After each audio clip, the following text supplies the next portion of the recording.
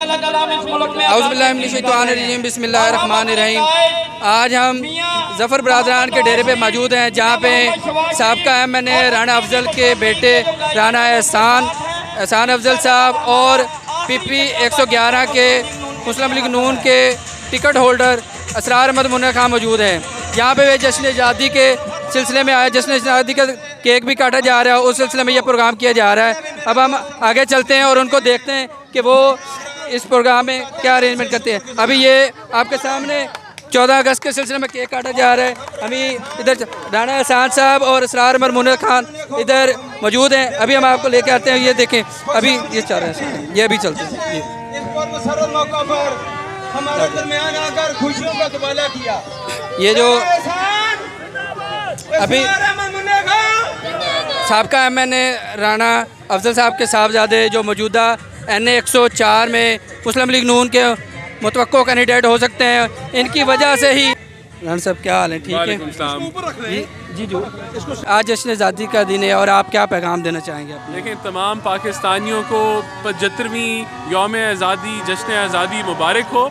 पाकिस्तान बहुत सारे मुश्किलात में घिरा हुआ है। इंशाअल्लाह ताला हम दुआगो हैं कि मियाँ नवाज़ शरीफ की क़यादत में, मियाँ शहबाज शरीफ की क़यादत में इंशाअल्लाह ताला हम इस मुल्क की रौनकें बहाल करेंगे और इस मुल्क को दोबारा तरक्की की राह में निकालेंगे और जिस दलदल में इमरान खान ने इसको डाला है उससे बेहतरी की तरफ लेके जाएंगे। जैसे कि राना साहब बात कर रहे थे, हम आपको आने वाले इलेक्शन में इस हल्के से उम्मीदवार देख रहे हैं या विड्रॉ करेंगे राजा रियाज के मुकाबले में के लिए? आपको किसने कहा विड्रॉ करूंगा जी? क्योंकि इसलिए मैं पूछ रहा हूँ कि आज जितना वर्क आपने इस हल्के में अब किया है, अल्लाह ताला जन्नत में जगह दे। आपके वालिद साहब के जाने के बाद भी आप भरपूर तरीके से इलेक्शन लड़ेंगे आपकी दुआओं के साथ। ठीक है।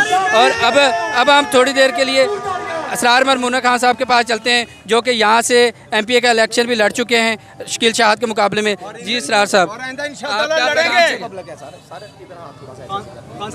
जी नहीं इधर से बात बिस्मिल्लाहिर्रहमानिर्रहीम।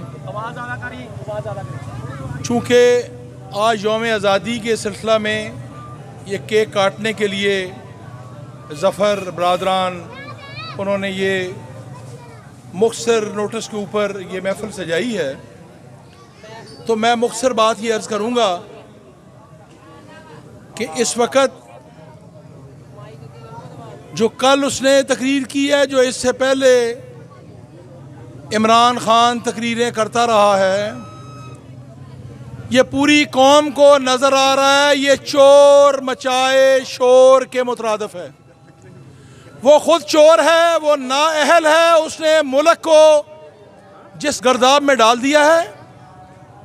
ये बिल्कुल मैं हकीकत बयान कर रहा हूँ। अभी राना एहसान अफजल साहब ने भी कहा है कि जिस दलदल में उसने इस मुल्क को डाला है, इंशाअल्लाह ताला मियाँ मोहम्मद नवाज शरीफ मेरे कायद की क़यादत में ये मुल्क ना सिर्फ उस दलदल से निकलेगा बल्कि ये तामीर व तरक्की के उसी सफ़र पर गामज़न होगा जहाँ से मेरे कायद ने तामीर व तरक्की के सफ़र को इस मुल्क की खुशहाली में और इस मुल्क के अंधेरों को बदलने में जो है गामज़न किया था।